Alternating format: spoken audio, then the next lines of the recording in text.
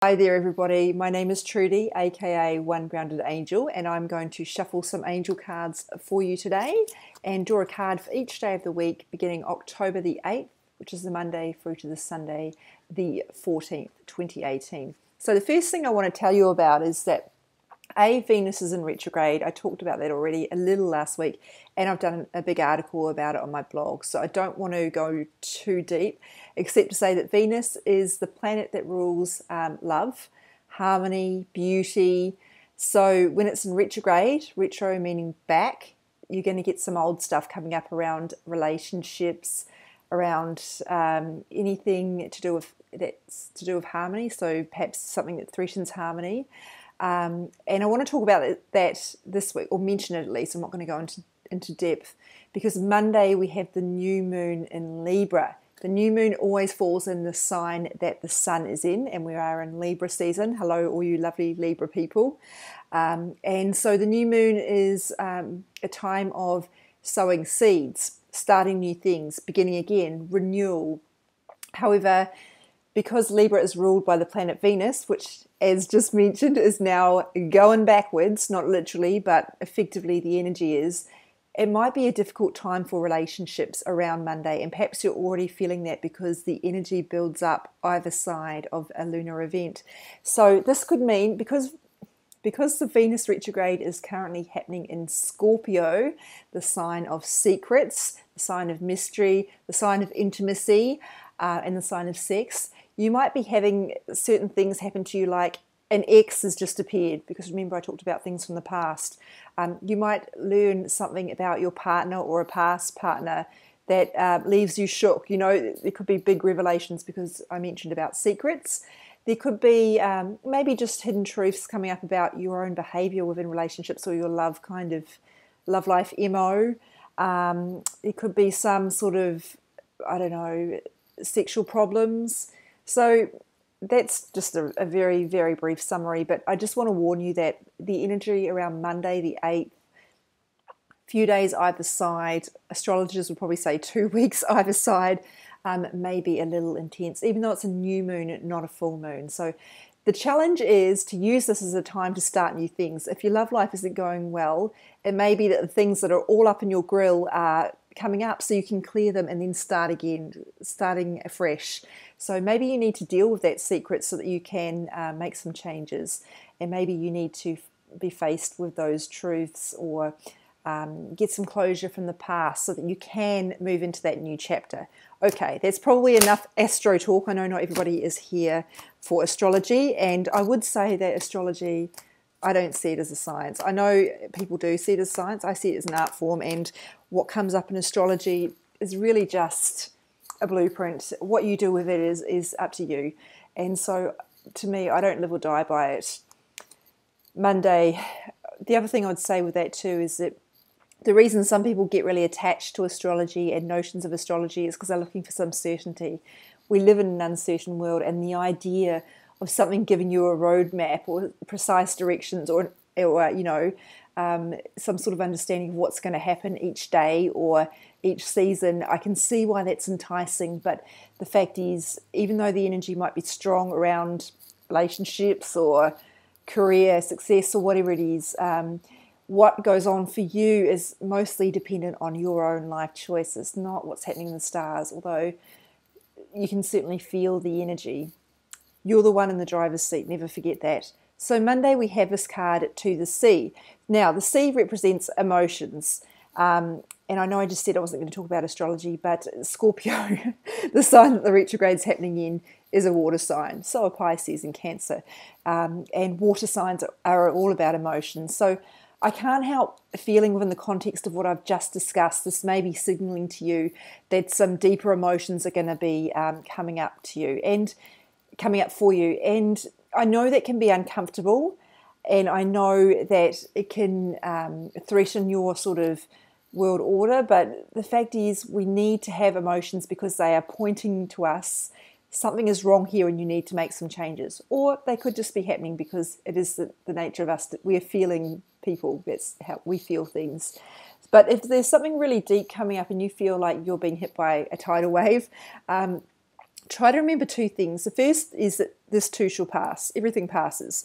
So try and write it out. And remember that, secondly, you are not what you feel.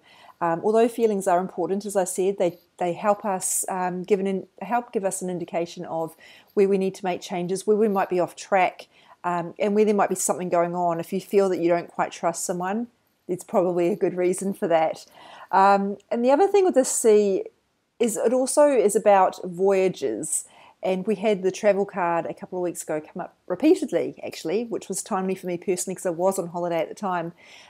So it might be that some of you are embarking on some adventures, and literally that might mean, or it might mean more metaphorically in terms of what you're embarking on. We're in a new season now. It's spring down here in the Southern Hemisphere, or autumn/fall for you people in the Northern Hemisphere. So often new seasons can bring new chapters. And it may be that you're just being told with this card that to embrace those adventures and to be willing to go with the flow. See where I'm going with those water analogies. Now Tuesday, the 9th of October,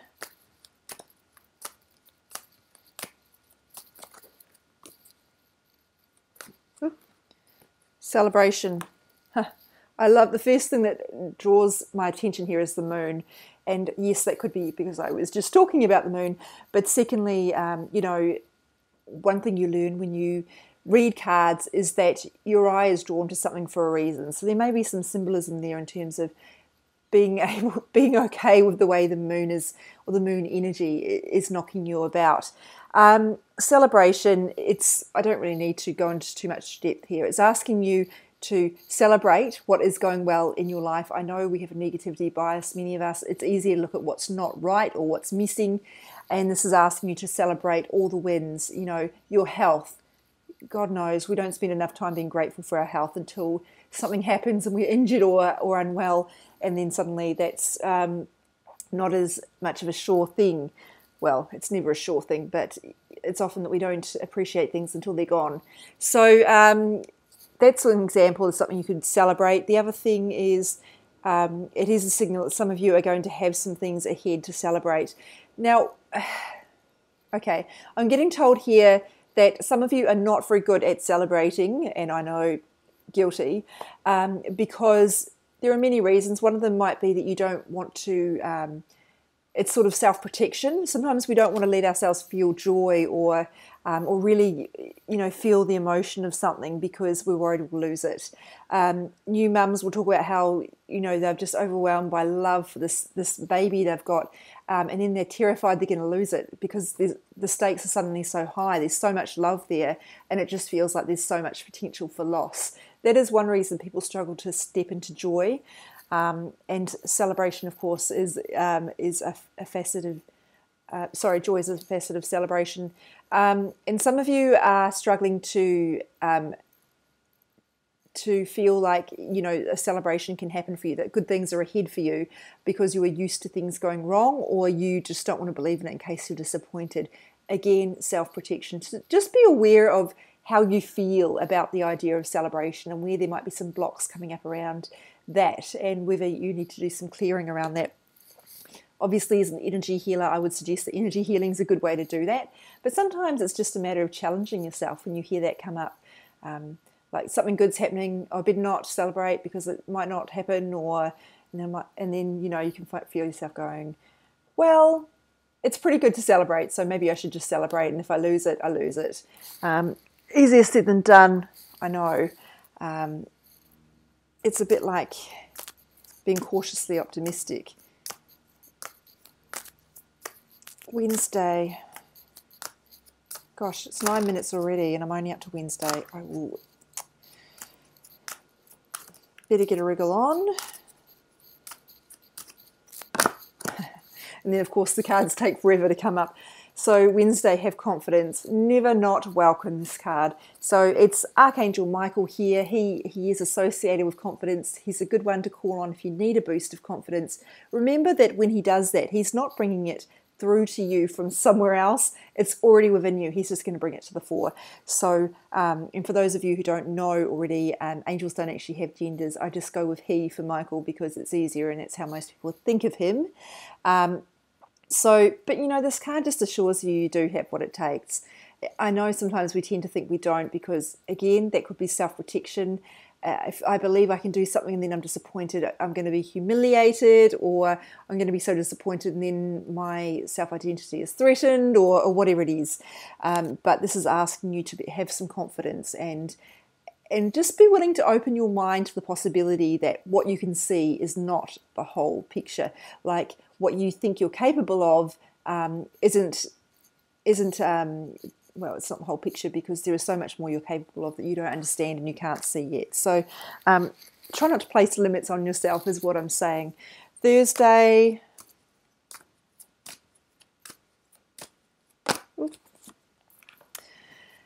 Nurture, the maternal card. So speaking of archangels, this is Gabriel depicted on this, who is associated with the nativity story, hence the association with, if you are wanting to conceive or have some concerns around caring for children, Gabriel's a good one to talk to, along with communication, etc. But anyway, this card is focused on the idea of nurturing, a very feminine energy, but that means that men also have it too, because no matter what gender you identify with, you have both masculine and feminine energy within you, and this card is asking you to tap into that nurture. So now, if you don't have kids, or your kids are grown up, or whatever's going on, that's okay. It doesn't mean this doesn't apply to you. It just means there are opportunities in your world for nurturing. It may be that there's someone in the workplace who's coming through the ranks that needs some support, someone who's getting a rough trot by by management or whatever. Maybe it's that you need to nurture your own talents. I'm coming through that's an important one too. Some of you need to be nurturing yourself the way that you would nurture a child, or think of your younger self. It's something I always like to advise people. What would the younger self, the child that's still within you, your inner child, whatever you want to call it, what would they need to hear right now? It's going to be okay. You are good enough. You got this, whatever it is. And the other message, which I'm not actually getting a strong read on, but I'll share it in case it relates to you, is about nurturing your inner child in terms of having some fun and lightening up a bit and, doing things that are playful and silly. So, and for those of you who are parents or perhaps want to be, this is reminding you that you're doing an excellent job of that, and you will do an excellent job of that. So please don't think, I know parenting is the hardest job in the world, but you never put in a situation that you're not strong enough to deal with. So, and that goes for those of you who are struggling with fertility as well. You are strong enough to deal with this, and you have got heavenly support to go through this process.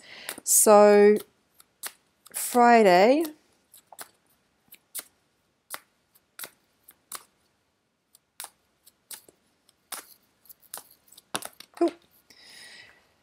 See only love. This one is about judgment, which is something probably everybody struggles with because everybody is human.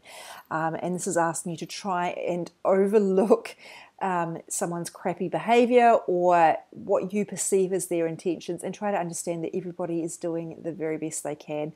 Maybe not as well as you would have handled things if you were them, or, and it's very easy to think that, to criticize, but we don't always know what's going on within other people's lives.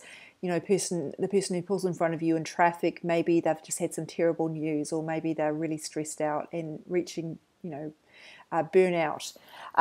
So this is just asking you to not to condone bad behavior or bad choices, but not to judge people too harshly, to try and recognize the love that is within everybody, and that ultimately we're all either motivated by love or fear, and sometimes fear is really just a call for love. So, if someone's done something that hurts you, perhaps they are motivated by a desire to feel security by making themselves feel better, because there's a lack of love within themselves. I know I've gone off on a tangent here, but what I'm saying is just try and open up to the idea that judging people doesn't really help either of you, and B, that everybody's doing the best they can. So, but again, if someone's treating you badly, absolutely, you need to stand up for yourself and don't be tolerating that. But just be conscious about the way you handle it. Opal, this is a card about children again. So, You don't have to be a genius to work out that's one of the big themes of the week. Now, this does have a sad element in that it covers children who have passed on already. So people who've, endured terrible tragedies with their children, in the womb right through to, in this world. And they're just letting you know that all children are cared for, same as all people, by the divine. So any children that you've lost are safe and are still with you. There's nothing to worry about there in terms of their safety, if that's the best way I can put it. Now, your children on earth as well, this is about, are safe. So I know that it is a very normal parental response to be afraid for your children's futures or their welfare, but this is asking you to trust that the angels are with you and are looking after your kids as well. So please don't try and carry the burden on your own, and know that everyone's being looked after by their own guardian angels, and that you, when you sacrifice your own, what's the way to put it, when you are giving away too much mental space to worries about your children, you're not only wasting your time, since worry doesn't actually achieve anything, but you're also getting in the way of allowing them to do the work they need to do in terms of growth. And if you are concerned for whatever reason, you can also always ask for extra angelic help and support. Sunday, it's about not overprotecting, I guess that's the best way to sum it up. So shuffling for Sunday now, and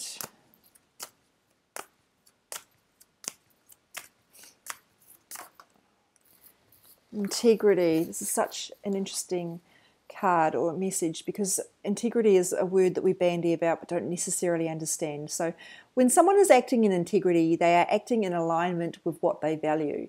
So, for example, one of my values is that everybody deserves to be treated with respect. So if I treat someone disrespectfully, then I'm out of alignment. I'm acting out of integrity.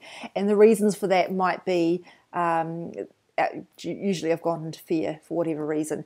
So what this is asking you is not, I'm getting it's not really about your own integrity, although obviously every day that's certainly relevant, but about other people. So just be aware when someone is out of integrity, and don't criticize them for it, but just be aware that you need to be a bit wary. So if you know someone is out of integrity, or you have to be careful how much trust you place in them, because it might go badly for you. For example, if you're trying to start a business with someone who you know doesn't act with integrity, maybe that's a red flag for you to pay attention to.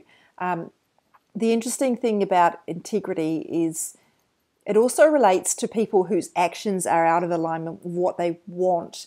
A great example would be someone who wants a loving, healthy relationship, but is staying in a relationship that isn't working.